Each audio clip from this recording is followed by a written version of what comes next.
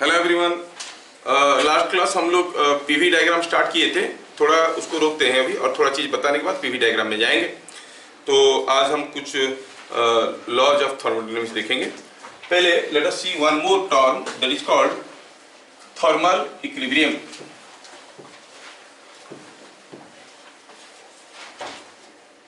What is that? Thermal equilibrium.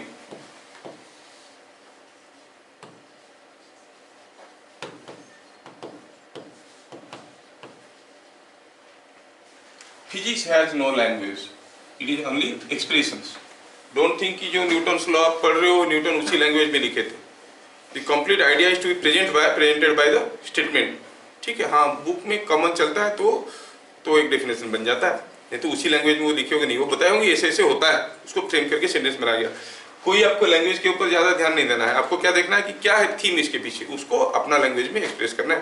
When it is a law or a definition, sometimes we follow the definition or law strictly, law का statement को, otherwise there is no other meaning। Thermal equilibrium का मतलब क्या है?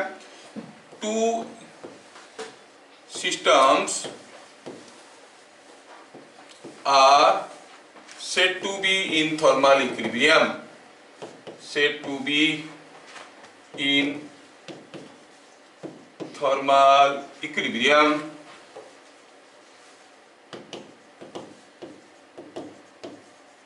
with each other if there is no heat transaction between them,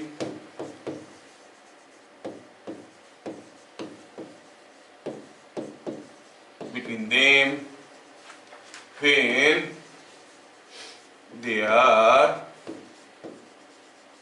brought to contact।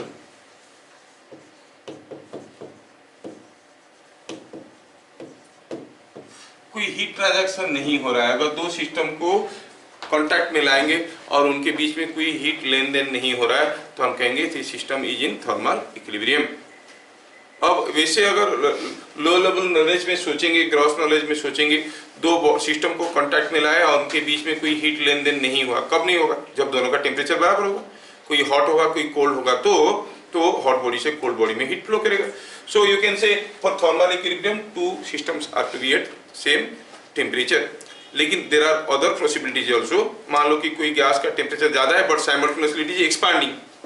Temperature ज्यादा है तो वो हीट अभी घट रहा है ना, एक्सपांड हो रहा है तो उसका टेम्परेचर घट रहा है तो ये इधर हीट ट्रांसफर नहीं कर सकता, ऐसा भी हो सकता है। तो फिलहाल तो हम लोग ये सोच के चलेंगे कि if two systems are in thermal equilibrium, two systems are in thermal equilibrium, then their temperatures must be same, ऐसा हम सोच सकते हैं। फिलहाल काम चलाने के लिए टीयर लेवल, हायर लेवल में जाएंगे। This is not the only criteria to be in thermal equilibrium, अभी उसको नहीं बताना चाहते क्योंकि that will be used for free expansion. Free expansion means gas expanding into vacuum.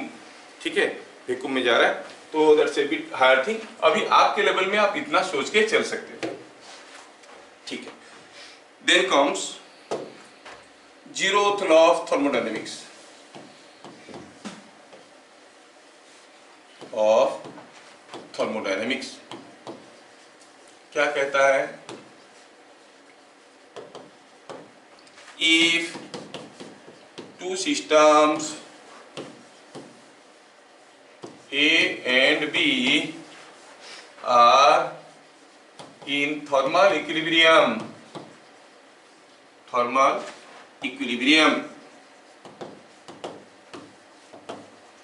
with a third system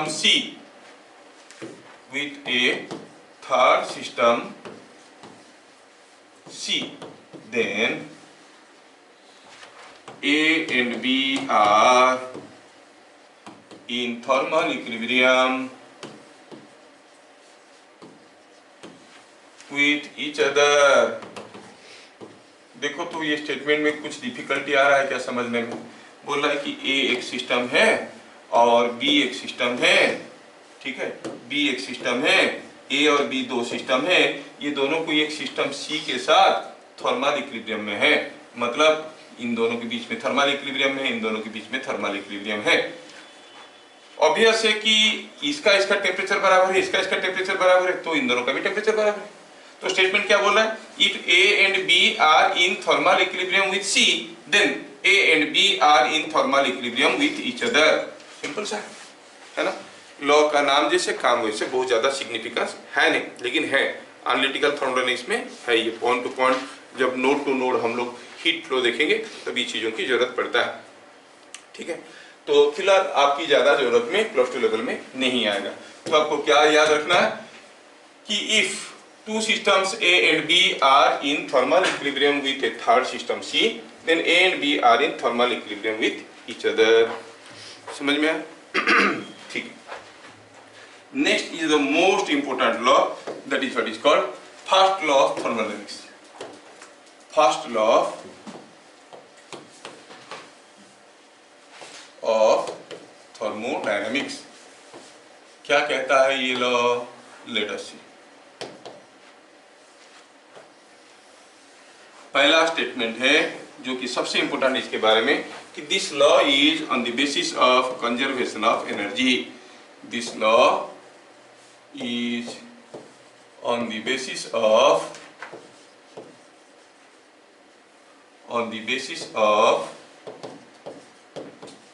conservation of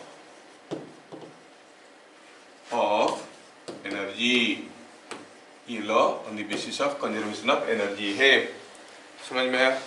मतलब energy can neither be created nor be destroyed, total energy is conserve. ये क्या है law? कहता है if a system of gas और system is capable of doing work, then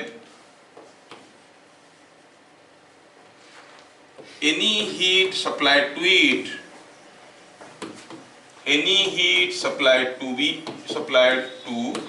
it is partly utilized or partly used in raising the internal energy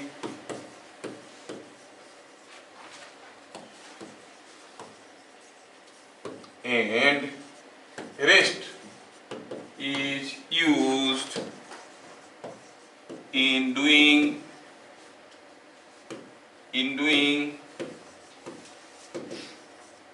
external work। ठीक है, rest is used in doing external work। अगर कोई system काम करने के लायक है, आपके जैसा नहीं है, काम करने के लायक कब होता है? Thermodynamic work is done when the system undergoes A change in volume. अगर कोई सिस्टम का वॉल्यूम चेंज हो सकता है तो जब हम उसको कोई हीट देते हैं, उस हीट का कुछ हिस्सा उसका अपना टेम्परेचर बढ़ाने में काम में लगता है और बाकी का हिस्सा एक्सटर्नल वर्क करने में काम में लगता है। समझ में आया क्या? जैसे अगर इसको मैथमेटिकली हम लिखेंगे तो क्या लिखेंगे? Will write point number 3 mathematically. ये अक्सर स्कूल एग्जाम में आ जाता है लॉ। आपको यही 3 पॉइंट लिखना है, स्टेटमेंट 1 2 3 जो मैं लिखा हूँ एग्जैक्टली आता है और उसको समझना बहुत ही इंपॉर्टेंट है थर्मोडायनामिक्स का। Mathematically delta Q is equal to delta U plus delta W. Delta Q is the heat supplied. जब कोई सिस्टम को कुछ हीट दिया जाता है, a part of that heat is utilised in raising the internal energy and rest is utilised in doing external work, जिसमें where what is delta Q? Delta Q is heat supplied।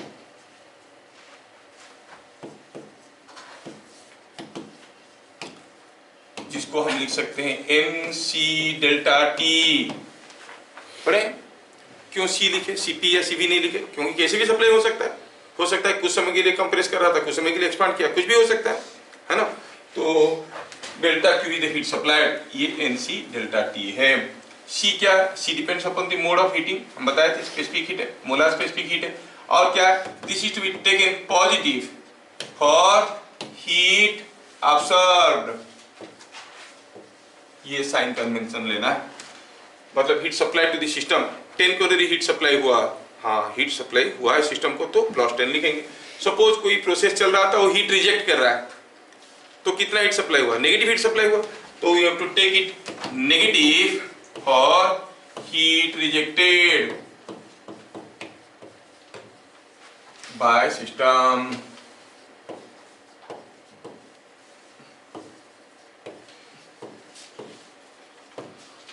Formula क्या हो गया, n C delta T, molar specific heat दिया हुआ है, delta T मालूम है, N मालूम है, you can find out this.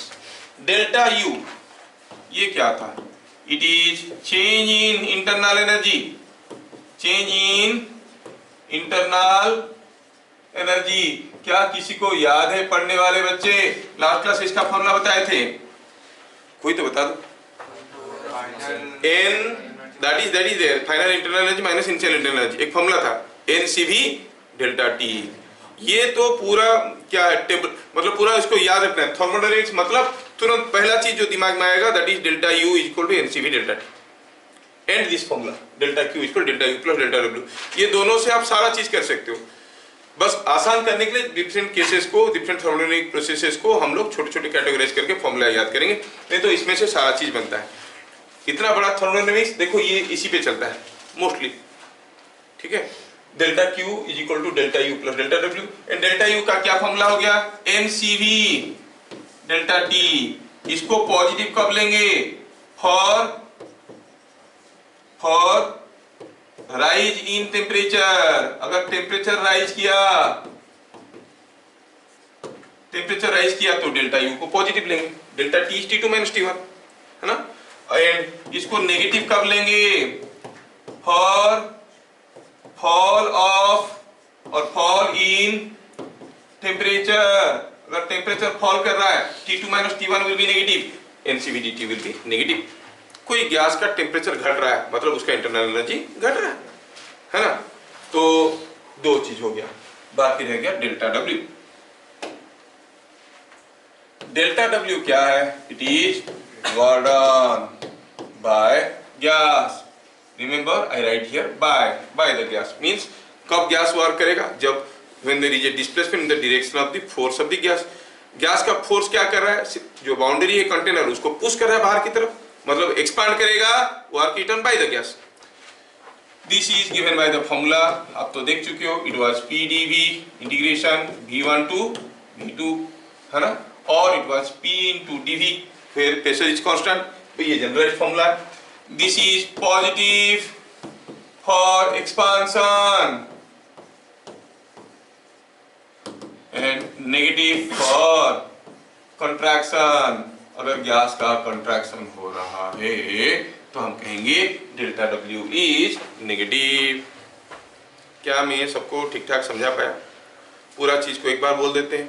First law of thermodynamics is on the basis of conservation of energy.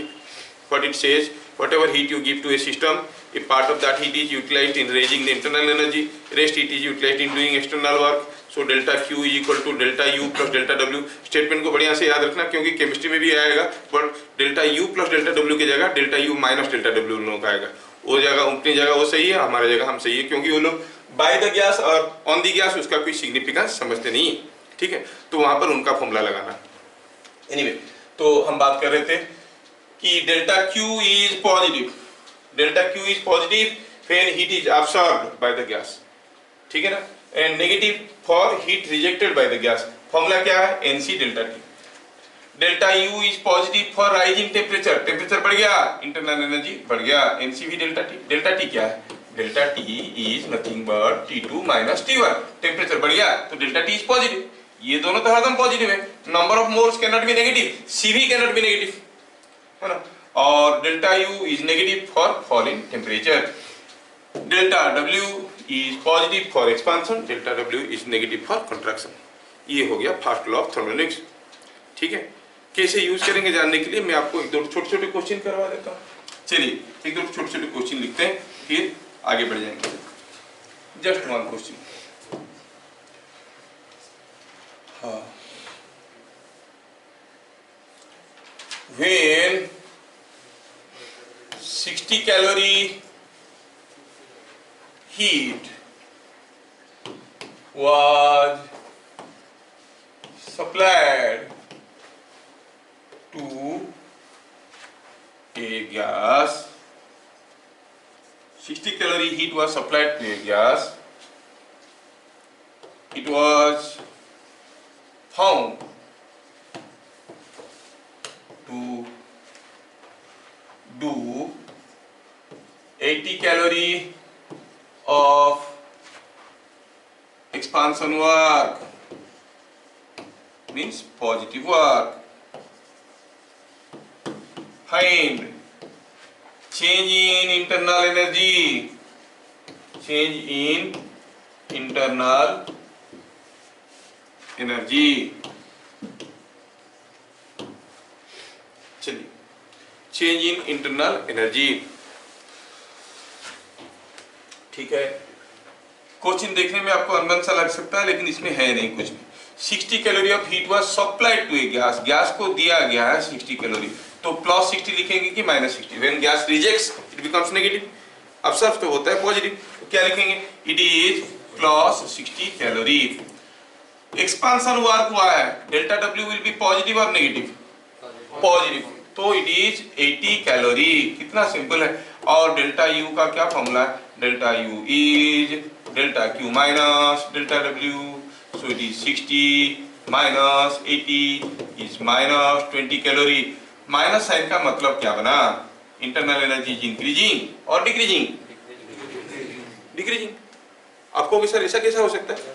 60 calorie heat दिए, 80 कैलोरी वर्क हो गया, होता है? क्या होता है कभी कभार, मान लो कि कोई ब्लॉक को आप पुश करके ले रहे हो, कुछ वर्क किए, suppose I push this block for certain distance, ये फोर्स इसको पुश करते हुए यहां तक लिया और यहां पर छोड़ दिया। जब छोड़ दिया, यहां तक एक्सीलरेट कर रहा था, छोड़ने हम कितना वर्क किए ना, फोर्स इनटू डिस्प्लेसमेंट। जैसे हम छोड़ दिए मेरा वर्क करना बंद हो गया, बट ब्लॉक कीप्स मूविंग, ये और आगे निकल जाता है कि नहीं? सिमिलरली कोई पिस्टन को जब एक्सपांड करते हैं, उसका अपना इनर्शिया के चलते भी वो कुछ दूर पुश करके आगे निकल जाता है, तो एक्सपांशन फर्दर हो जाता है गैस का। समझ में आ रहा है? So that way you don't think how it happens, that is the mechanism of engine. Different type of engine के केस में ऐसे होता है। तो हम क्या देखेंगे? Delta U is minus 20 calorie. तो क्या कंक्लूजन मिला? द इंटरनल एनर्जी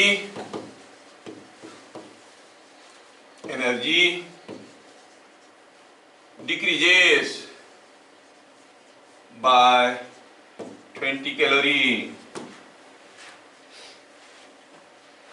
ठीक है, तो इनफैक्ट मैं चाहता था कि आज मैं पीवी डायग्राम का सारा फंडामेंटल को इसके साथ कंप्लीट करूं।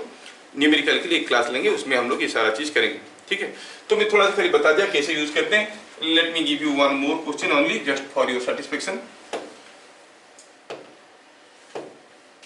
हाँ, क्या है दूसरा question? When say 300 calorie of heat was given to 5 moles of oxygen, the temperature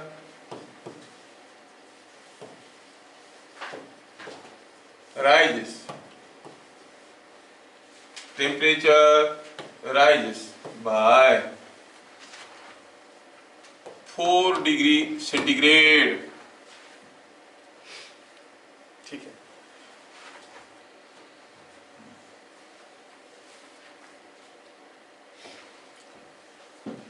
during this process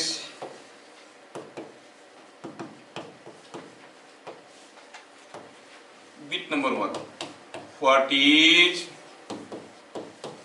molar specific heat?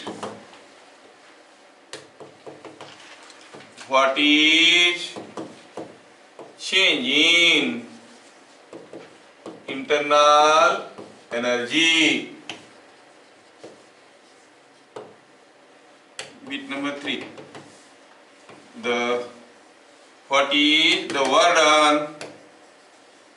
What is the work done by the gas? देख लो क्वेश्चन कितना सिंपल है, कितना simple question है।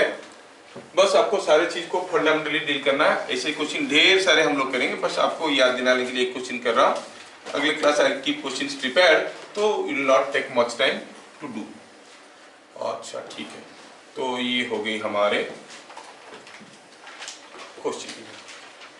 क्या दिया है? दिया है कि कोई एक कंटेनर था गैस का, which had 5 moles of oxygen, 5 moles of oxygen, 300 calorie दिए, टेम्परेचर राइज किया 4 डिग्री सेंटीग्रेड। पहला चीज पूछा है मोलार स्पेसिफिक हीट।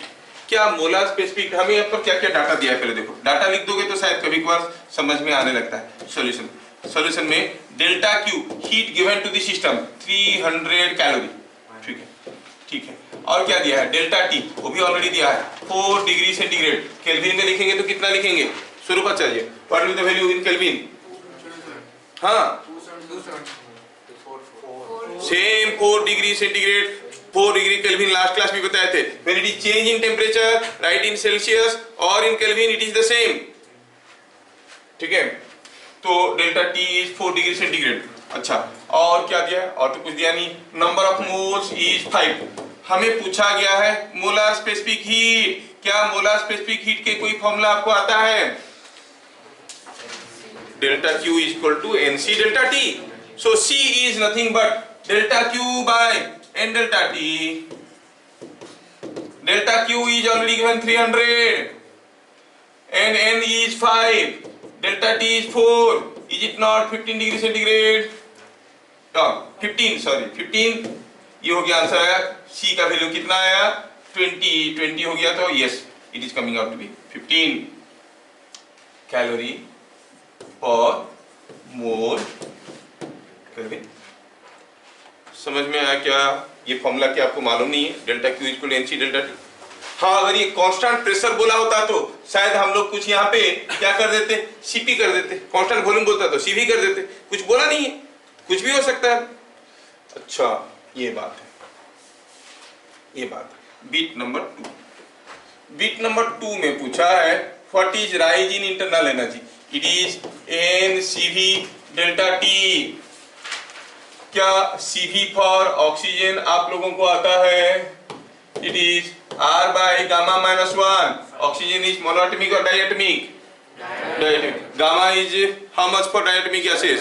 7/5। हर कोई नहीं बोल रहा है 7/5, सो इट इज 7/5। तो क्या हो जाता है? CV का वैल्यू 5R/2, CP का value 7R/2।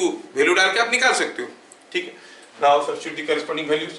N is given 5 moles of gas, CV is 5R/2, delta T is 4 degree centigrade, and that is coming out to be कितना हो गया? R2 कैंसिल हो गया। It is 100 कैलोरी, क्योंकि R का value 2 है। We are writing everything in calorie. R is 2 calorie पर मोल kelvin. हाँ, देख लेना, अगर जो डेल्टा क्यू दिया है वो जूल्स में दिया होगा तो अकॉर्डिंगली इसको कैलोरी में कन्वर्ट कर लेना है, ठीक है, भूल जाना मत। तो ये हो गया डेल्टा यू। पूछा है what is the work done by the gas by first law, delta W is equal to delta Q minus, sorry तो कुछ उल्टा था, delta Q is equal to delta U plus delta W था, वही है। Delta W इधर के बाकी इधर रखा, ठीक है। तो delta Q minus delta U, आप 300 कैलोरी दिए और इंटरनल एनर्जी बढ़ गया 100 कैलोरी, तो बच गया 200 calorie. You get a positive answer. What it means? The gas was expanding during the process or getting contracted? So हम कहेंगे gas expands during process। समझ में आया? ठीक है, तो हम लोग ऐसे ढेर सारे वैरायटी के क्वेश्चन करेंगे। अभी सब्र करिए, आज की क्लास में थ्योरी के लिए डेडिकेट करना चाहता हूँ। पीवी डायग्राम अभी हम लोग पढ़ने वाले हैं। Next point, Previous class we have started with PV diagram. Let me repeat it again and we'll start. क्या है PV diagram? Previous class देखे थे हम लोग. It is plot of variation of volume of a system of a gas with pressure of gas. Pressure is taken along ordinate axis and volume is taken along abscissa. हम ये भी देख चुके हैं पहले से from the basic law of universal gas law, that is PV is equal to nRT. PVT are called thermodynamic parameters, है ना. N is called system parameter. PVT में से किसी दो को कांस्टेंट रखते हुए तीसरे को वेरी करना नामुमकिन है ना. कम से कम दो को चेंज करना पड़ता है या फिर तीन को चेंज करना पड़ता है. Any change in PVT is called a thermodynamic process. So any thermodynamic process will involve variation of at least P और V और PV. क्योंकि अगर दो बदल रहे होंगे तो PT बदल रहे होंगे या फिर VT बदल रहे होंगे या फिर PVT बदल रहे होंगे, है कि नहीं. तो अकॉर्डिंगली आप कहोगे कि ये कोई भी थर्मोडायनामिक प्रोसेस में या तो P बदल रहा होगा या फिर V बदल रहा होगा या फिर T बदल रहा होगा या फिर तीनों बदल रहे होंगे. कम से कम P और V तो बदलना है. P और V किसी को एक बदलना, मतलब कोई भी थर्मोडायनामिक प्रोसेस के लिए हम PV डायग्राम ड्रॉ कर सकते हैं. PV डायग्राम में y एक्सिस में ऑर्डिनेट एक्सिस में प्रेशर लिया जाता है, ये एक्सिस में वॉल्यूम लिया जाता है और प्रेशर इज इन मीटर पर प्रेशर इज इन न्यूटन पर मीटर स्क्वायर, तो ये सीसी में आता है. करेंगे वैल्यूज ले लेंगे. क्या इंफॉर्मेशन मिलता है? ये PV डायग्राम बहुत ही इंपॉर्टेंट है, इसको अदरवाइज कहते हैं इंडिकेटर डायग्राम. सिर्फ PV डायग्राम से हम सारा का सारा चीज निकाल सकते हैं किसी एक प्रोसेस के बारे में. कैसे निकालेंगे? What are the steps, how to find, we shall see all those things. पहले इस PV डायग्राम से हमें क्या क्या इंफॉर्मेशन मिल रहा है, चलो देखते हैं. ये अगर PV डायग्राम है, इस PV डायग्राम से what does the area under the diagram represent. Suppose ऐसे here is a suppose at some volume V1, at some volume V1, here is okay. Now you see at V1, this is the volume V1 and this is the volume V2. अगर मैं निकालना चाहूंगा what does this small area represented by this thin strip representing. ये जो छोटा सा strip है मैं यहाँ पे देख रहा हूँ, ये छोटा सा स्ट्रिप है, ये क्या रिप्रेजेंट कर रहा है? This strip is over a small change in volume delta V and height is P. नहीं? So what does this thin strip area represent? P into delta V. So what does PdV represent? PdV हुआ the small work done over the small expansion. PD work done का formula क्या था? P into dV, है कि नहीं? So the thin strip area gives you a small work done. और ये पूरा का पूरा जो एरिया है that can be considered as combination of number of thin strip areas. समझ में आया क्या? तो हम क्या कहेंगे? Area under the diagram represents the work done. ठीक है, तो क्या कहेंगे? पॉइंट नंबर 3 में कहेंगे the area under the diagram represents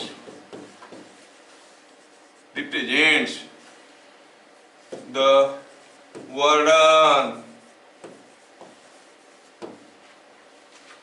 अगर हम कहेंगे कि ये PV डायग्राम है तो what does this area represent. ये जो एरिया है ये क्या रिप्रेजेंट कर रहा है? It is the work done. The area under the diagram gives you the work done. थोड़ा यहाँ पर ध्यान से देखिए, जब हम किसी एक सिस्टम का PV डायग्राम ऐसे किए हैं, इससे ये पता चलना है कि पहले गैस का स्टेटस क्या था, फिर बाद में गैस का स्टेटस क्या है. सपोज पहले हम कहेंगे initially this was the status of the gas, this was the pressure, this was the volume. बाद में ये हुआ प्रेशर, ये हुआ वॉल्यूम. ठीक है, तो to just make you aware कि इनिशियल कंडीशन क्या था, फाइनल कंडीशन क्या है, इसमें क्या करते हैं हम लोग एक एरो मार्क हरदम देते हैं. This PV diagram without an arrow mark is meaningless. PV diagram में हरदम एक एरो मार्क होना जरूरी है to indicate the starting point and ending point. ठीक है, तो उस चीज को मैं यहाँ पे मेंशन करना चाहूंगा थोड़ा सा. The diagram is always associated with an arrow mark. ये चीज को यहाँ पे मैं मेंशन करना चाहूंगा.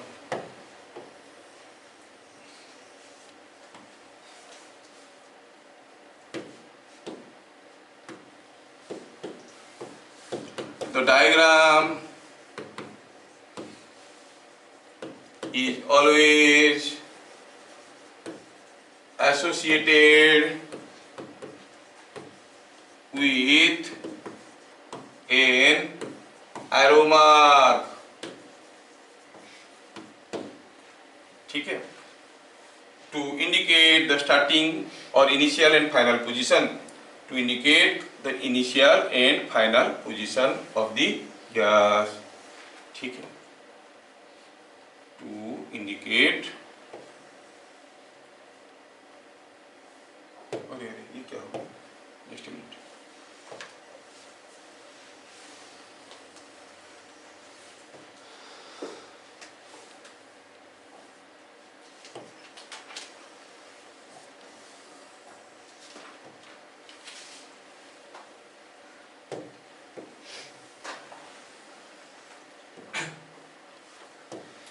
to indicate the initial and final status. Indicate the initial and final status.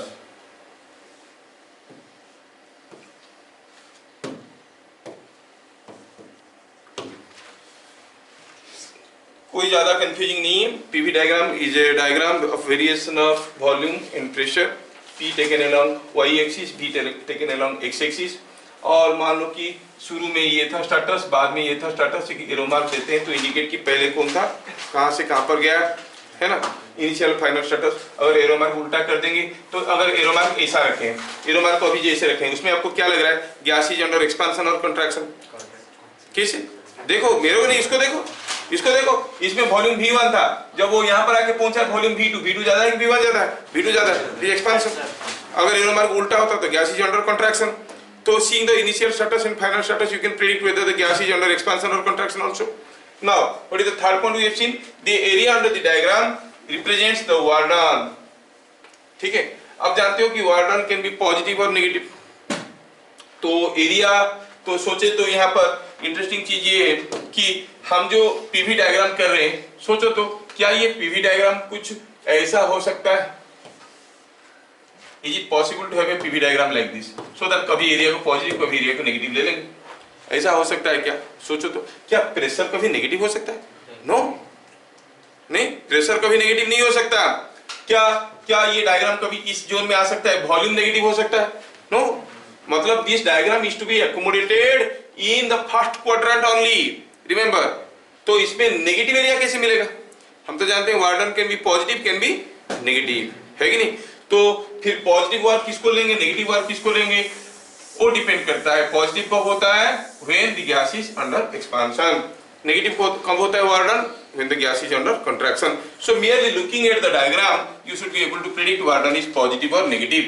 just for sake of example, suppose हम कहेंगे कोई पीवी डायग्राम ऐसा है, तो इस केस में जो वर्क हुआ है यहां से यहां तक जाने में, that work done is delta W, that work done is positive और नेगेटिव, पॉजिटिव, क्योंकि ये एक्सपांशन प्रोसेस में जा रहा है। Suppose I consider a PV diagram like this, I say a PV diagram like this. Now see here, यहाँ पर भी कुछ वर्क हुआ है, यहाँ पर भी कुछ वर्क हुआ है, लेकिन what is delta W here, negative, क्योंकि ये कंट्रैक्शन हुआ है, वॉल्यूम घटा है। सो merely looking at the arrow mark आपको पता चल जाएगा पॉजिटिव वर्क हुआ है कि नेगेटिव वर्क हुआ है। ठीक है, वो पूछेंगे कितना वर्क हुआ, आपको आंसर निकालना है, पॉजिटिव और नेगेटिव साइन देना है, कैसे, depending upon the arrow mark. और वर्क कितना हुआ कैसे निकालना है, एरिया अंडर द डायग्राम। समझ में आ रहा है? Area under the diagram will give you the work done. अच्छा, this area is called the work done, positive area. यहाँ पर लेंगे एरिया को, नेगेटिव लेंगे। समझ में आया? अच्छा, पॉइंट नंबर 4 को थोड़ा और एलाबोरेट करते हैं। Area under the diagram gives you the work done and that work done will be A positive work और नेगेटिव वर्क। कैसे डिसाइड करेंगे, किसको देख के, from the indicate arrow mark से पता चलेगा। कैलकुलेट कैसे करेंगे, कैलकुलेशन ऑफ वर्क। ठीक है, पॉइंट नंबर 5 में लिखेंगे कैलकुलेशन ऑफ थर्मोडायनेमिक वर्क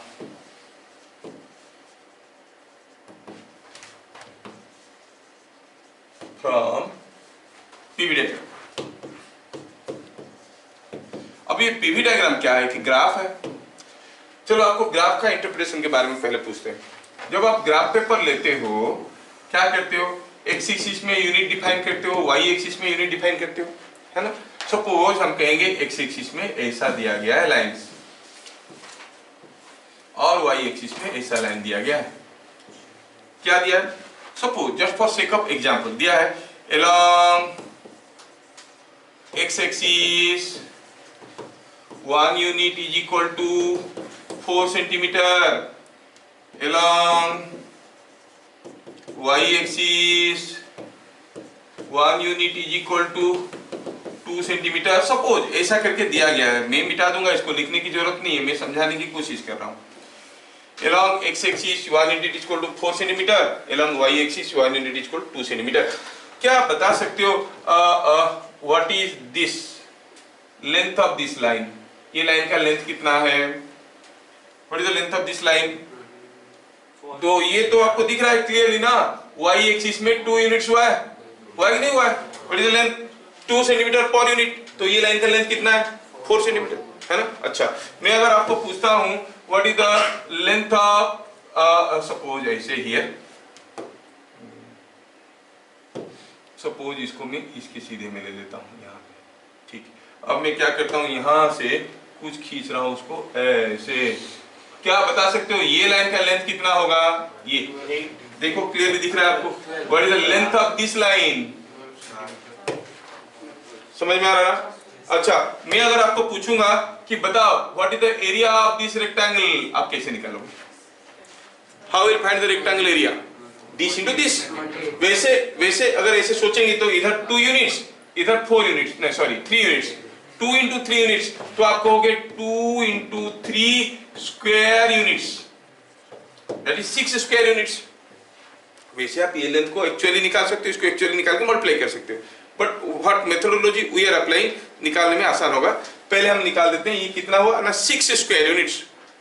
अगर x एक्सिस में 1 यूनिट हुआ 4 सेंटीमीटर, y एक्सिस में 1 यूनिट हुआ 2 सेंटीमीटर, 1 स्क्वायर यूनिट कितना होगा, मतलब इसका एक लेके करेंगे, मतलब 1 स्क्वायर यूनिट मतलब हम ये वाला एरिया जानना चाहते हैं, ये 1 स्क्वायर यूनिट हुआ ये वाला कितना होगा, ये इधर ये 3 सॉरी इधर ये 4 इधर ये 2, it is 4 into 2 is 8 centimetre square.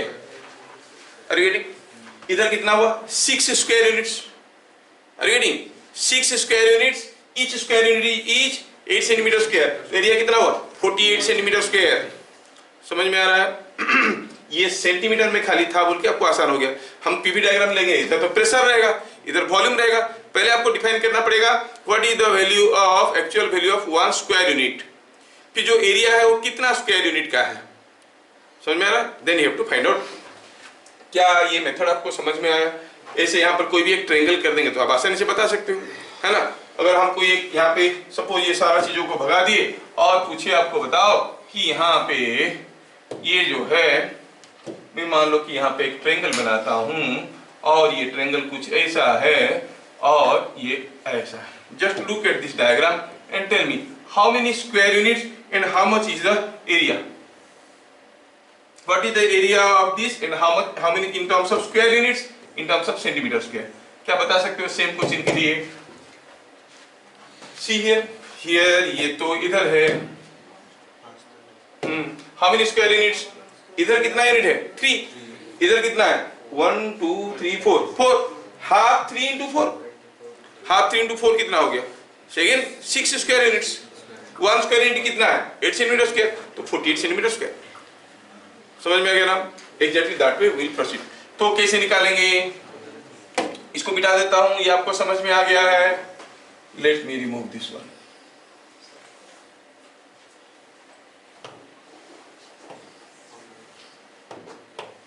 ठीक है, चलिए इसको निकालते हैं। Calculation of thermodynamic work in PV diagram. Suppose हम कहेंगे कि ये है प्रेशर और यूनिट दिया है, कुछ यूनिट दिया होगा, ये है वॉल्यूम कुछ यूनिट दिया होगा, हमें वर्क निकालना है। तो स्टेप 1 हुआ find value of 1 square unit in joules, क्योंकि pressure into volume will give you in joules. कैसे? प्रेशर होता है न्यूटन पर मीटर स्क्वायर, वॉल्यूम होता है मीटर क्यूब, न्यूटन पर metre square into metre cube क्या देगा आपको? Newton into metre, that is joule, है ना। तो ये बन गया जूल्स। तो पहले आप निकालिए value of 1 square unit in joules. Step 2 क्या कहता है? स्टेप 2 हो गया find the area in square units. Find the area in square units. Square unit पे कितना एरिया हो रहा है? अगर in terms of square unit हम निकालना चाहेंगे तो कितना एरिया होगा, ये हम निकालना चाहेंगे पहले। उसके बाद कन्वर्ट, इसके बाद convert the square unit into joules, the area into joules. ठीक है, स्टेप 3 में convert the area into joules. Just I give you an example to make you understand. Step 3 में convert the area into joules.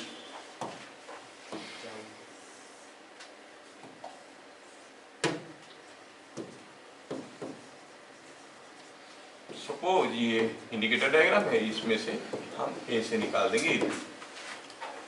एक practical example ले लेते हैं, your idea will be very much clear. See this question.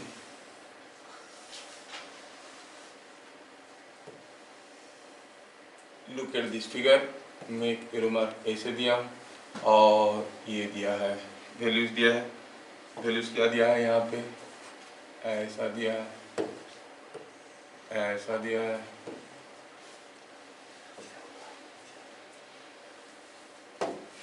क्या दिया है इधर? Pressure in atmosphere, इधर volume in CC, centimetre cube. Volume दिया है सेंटीमीटर क्यूब में है, वॉल्यूम दिया है सेंटीमीटर क्यूब में। ठीक है, क्या दिया है इसमें? प्रेशर इन एटमॉस्फेरिक, मतलब 1 unit is 1 atmospheric pressure, 1 unit is 1 atmospheric pressure, ऐसा करके दिया हुआ है। ठीक है,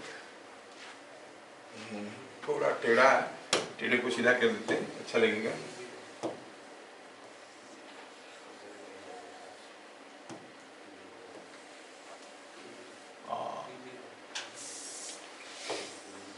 अरे भगवान,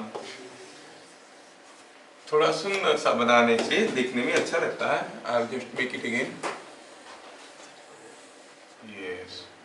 ये कोई एक थर्मोडायनामिक थीसिस है जिसमें एरो मार्क ऐसा दिया गया है और हम कहेंगे ये ऐसा है, ये ऐसा है, ये ऐसा है, ऐसा है। क्या दिया? P pressure in atmospheric, V in CC. ठीक है, अच्छा इसमें क्या दिया है? वैल्यूज, चलो लिख लेते हैं। वैल्यूज दिया है कि ये this is something like 42 and this is coming out to be 128 and this is 3 atmospheric pressure and this is 5 atmospheric pressure, ऐसा करके वैल्यू दिया है। In the PV diagram shown, in the PV diagram shown, ठीक है, the 1 unit along pressure axis is 1 unit along pressure axis is 1 atmospheric, मतलब 10 power 5 newton पर metre square. 1 atmospheric pressure कितना होता है? 10 पावर 5 न्यूटन पर मीटर स्क्वायर। ठीक है, अच्छा, और 1 unit along volume axis is cc, is 1 CC. CC मतलब सेंटीमीटर क्यूब, ठीक है, सीसी का मतलब हुआ सेंटीमीटर क्यूब को सीसी कहते हैं, ठीक।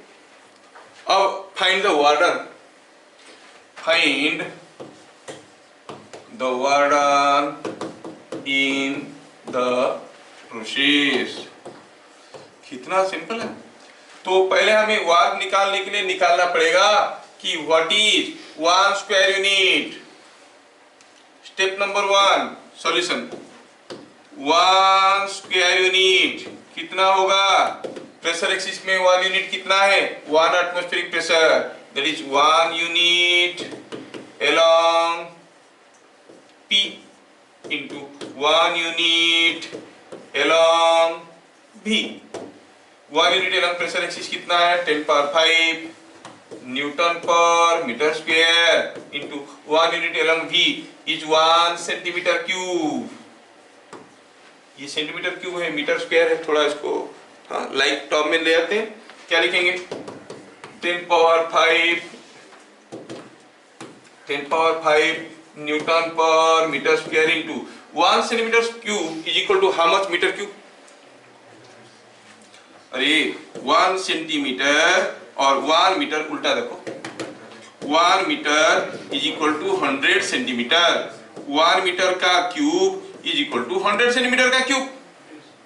सो 10 to power 6 centimetre cube is equal to 1 metre cube. 10 power 6 centimetre cube is equal to 1 metre cube. 1 centimetre cube is equal to 10 power -6 centimetre cube. तो कीपिंग दैट इन माइंड, तो हम कहेंगे कि ये this is nothing but into 10 power 6 और 10 power -6 metre cube. मारपीट करिए, ये मीटर स्क्वायर है, मीटर क्यूब है, रह गया मीटर, न्यूटन मीटर हो गया जूल, ये हो गया 10 to the power -1 that is 0.1 joules. क्या आपको समझ में आया? समझ में आया? 1 स्क्वायर यूनिट इज 0.1 जूल्स, ठीक है। स्टेप नंबर 1 हो गया, पहले निकालो what is the square unit in joules. फिर how many square units? Number step 2 में एरिया अंडर द डायग्राम। ये डायग्राम के नीचे जो एरिया है वो कितना है? चलिए थोड़ा देखते हैं कौन सा एरिया की बात चल रहा है भाई। ये बात चल रहा है, यहाँ पर जो एरिया है ये वाला एरिया, ये एरिया की बात चल रहा है। अच्छा, ये तो ट्रापीजियम है। एरिया कैसे निकालते हैं? Half of sum of parallel sides into distance between them. ये साइड का लेंथ कितना है? 5, ये साइड का लेंथ कितना है? 3, और इनके बीच में डिस्टेंस कितना है? 128 माइनस 42 है कि नहीं? अच्छा चलो लिखते हैं। तो area is coming out to be, it is half of sum of parallel sides 5 plus 3 into 128 minus 42। समझ में आया? कितना हुआ देखो तो, कितना स्क्वायर यूनिट्स आ रहा है ये? This is coming out to be 8/2 is 4, और ये कितना आया? इज इट कमिंग 84 no 86 नहीं, यस 86 into 4 कितना हो गया? 200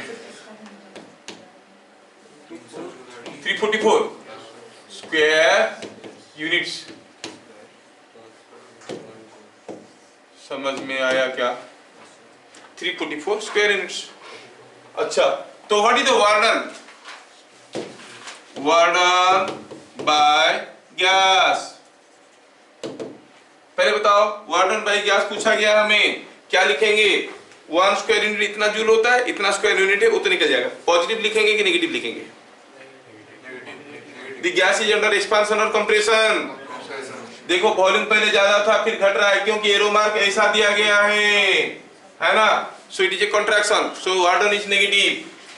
तो क्या लिखेंगे? यहाँ पर ही मार्क आ जाएगा आपका 1 मार्क, खाली पॉजिटिव प्लस साइन दियो कि माइनस साइन दियो। माइनस कितना हो गया? 344 into 1 square unit was 0.1 joules, multiply it is minus 34.4 joules।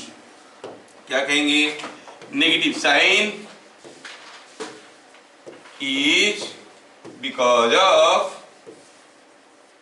contraction। ये स्टेटमेंट लिखना जरूरी है। क्यों आप नेगेटिव साइन दिए? वार्क कैसे नेगेटिव हो गया? हाँ, ये स्टेटमेंट बहुत जरूरी है। अब कोई भी एरिया निकालना आपके लिए कोई मुश्किल बात नहीं है, ठीक है। मेरे को खुश करने के लिए आप एक सिंगल क्वेश्चन कर लो, फिर आगे बढ़ जाएंगे थ्योरी के साथ।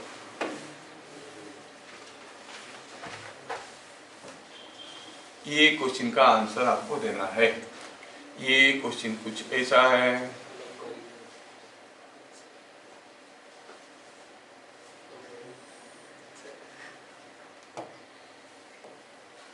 कौन कौन रो रहे हैं? हाँ है तो उसको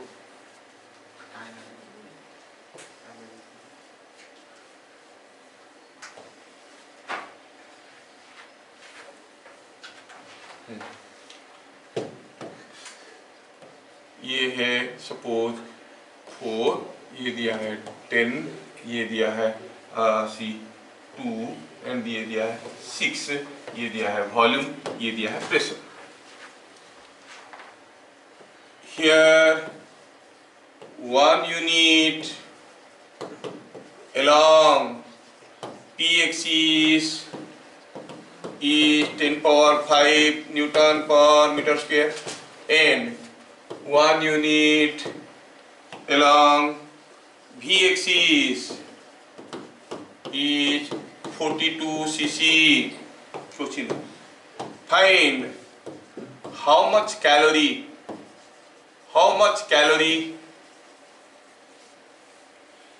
of work is done. ये कैलोरी में वाई होता है क्या आई होता है? How much calorie of work is done, ठीक है। ज्यादा बोलने से लोगों को पता चल जाएगा कि क्या है। How much calorie of work is done, है ना। तो क्या आप इसको कर सकते हो? पहले क्या करना है आपको, you have to find out 1 square unit. जल्दी जल्दी बताओ, what is 1 square unit? What is 1 square unit? 4.2 is coming like that. Let us see, solution में देखेंगे 1 square unit is equal to 1 square unit is equal to it is 10 power 5 newton पर metre square into 42 CC, मतलब 10 power -6 metre cube. मार्कपीट करो तो मिल गया 4.2 joules. अच्छा, आप चाहो तो 4.2 जूल्स को 1 कैलोरी भी कह सकते हो ना, इसे में 1 कैलोरी है ना। यस, और area is how much square units? ये ट्रापीजियम एरिया है भैया, ये ट्रापीजियम एरिया कितना निकलेगा? It is coming out to be half 4 plus 10 into this distance 6 minus 2 is equal to 7 into 4 is 28 square units। कितना सिंपल है, कोई भी कर सकता है, कोई भी कर सकता है। अच्छा, तो ये अब निकालना है how much is the work done. What is the work done? कितना स्क्वायर यूनिट हुआ? 28 स्क्वायर यूनिट हुआ। सो हम कहेंगे वर्क डन, पॉजिटिव लेंगे कि नेगेटिव लेंगे वर्क डन को? पॉजिटिव, क्योंकि एक्सपांशन हो रहा है। एरो मार्क ऐसे दिया है, शुरू में वॉल्यूम कम था, बाद में वॉल्यूम ज्यादा हो गया, तो इट इज पॉजिटिव। कितना लिखेंगे? 28 into 1 is equal to 28 calorie. ये 1 का मतलब 1 calorie for 1 square unit. So the work done is positive. Why? Because it is an expansion process. ठीक है। तो इतने सारे डिस्कशन में से मैं आपको बताना चाहूंगा कि what is the significance of PV diagram. It will take 2-3 minutes. क्या क्या चीजें निकाल सकते हैं? आपको कोई एक गैस का पीवी डायग्राम दिया गया है, उसमें से हम क्या क्या चीज निकाल सकते हैं? अभी तो निकाले कि वार्क निकल सकता है, आप सोच रहे हो यही निकल रहा होगा, ढेर सारे चीजें निकल सकते हैं। Let me see why it is so important. Suppose हम कहेंगे किसी एक गैस का पीवी डायग्राम दिया गया है। सपोज कहेंगे ये कोई एक गैस है, ये इसका शुरू में प्रेशर P1 था, वॉल्यूम V1 था, प्रेशर P2 था, वॉल्यूम V2 था। ठीक, इसमें से हम क्या क्या चीजें निकाल सकते हैं? Let the PV diagram for moles of a known gas is given। ये पीवी डायग्राम हमें दिया गया नोन गैस का, मतलब हाइड्रोजन ऑक्सीजन कोई गैस दिया। नोन गैस मतलब डायटोमिक, मोनोटोमिक, गामा क्या है मालूम है? हाँ, एक चीज में गलती से मिस्टेक हो गया, स्किप कर गया हूँ। मिक्सचर का कैसे निकालेंगे? गामा। प्योर हाइड्रोजन है डायटोमिक है, प्योर नाइट्रोजन है डायटोमिक है, प्योर हीलियम है मोनोटोमिक है। कुछ हाइड्रोजन कुछ हीलियम को मिला दिया हो तो वो इनर्ट गैस से रिएक्ट नहीं करता, पर वो मिक्सचर का गामा कैसे निकालेंगे? Remind me, I will do it. Okay, मैं मिस कर गया बीच में। हाँ, तो इसको करना है, करेंगे। हाँ, फिलहाल इसमें देख रहे हैं कि हम इसमें से क्या क्या चीज निकाल सकते हैं। सॉल्यूशन, अच्छा, इसमें से क्या क्या चीजें निकाल सकते हैं? पॉइंट नंबर 1, T1 कैसे निकालेंगे? अरे भाई P1 V1 भी NR, डायग्राम में P1 V1 मालूम है, T1 मिल जाएगा। सो इनिशियल टेम्परेचर पूछा तो बता सकते हैं, वो पूछेंगे आपको। T2 कैसे निकाल सकते हैं? P2 V2 by NR। हाँ, T1 और T2 निकाल सकते हैं। एक बार T1 T2 पता कर सकते हैं तो डेल्टा T भी तो पता कर सकते हैं। क्या है ये? T2 minus T1। सिंपल है। From the PV diagram we can find out the change in temperature from the knowledge of delta T। क्या हम निकाल सकते हैं what is delta U? Yes, NCV delta T। Type of gas मालूम है, N moles gas मालूम है, CV हमें मालूम है, डेल्टा T निकाल चुके हैं, डेल्टा U निकाल सकते हैं, है कि नहीं? डेल्टा U निकाल सकते हैं। क्या हम यहाँ से एरिया वार्डन निकाल सकते हैं? Yes, it is the area under the diagram। Warden भी निकाल सकते हैं, है कि नहीं? अच्छा, ये वार्डन निकल गया। क्या हम यहाँ से डेल्टा Q निकाल सकते हैं? यही तरीका। डेल्टा Q कैसे निकालेंगे? अरे भाई, delta U plus delta W, first law of thermodynamics. सिर्फ पीवी डायग्राम दिया रहेगा, ये सारा चीज पूछेगा, हम कर सकते हैं। डेल्टा Q निकल गया। क्या हम मोलार स्पेसिफिक हीट निकाल सकते हैं?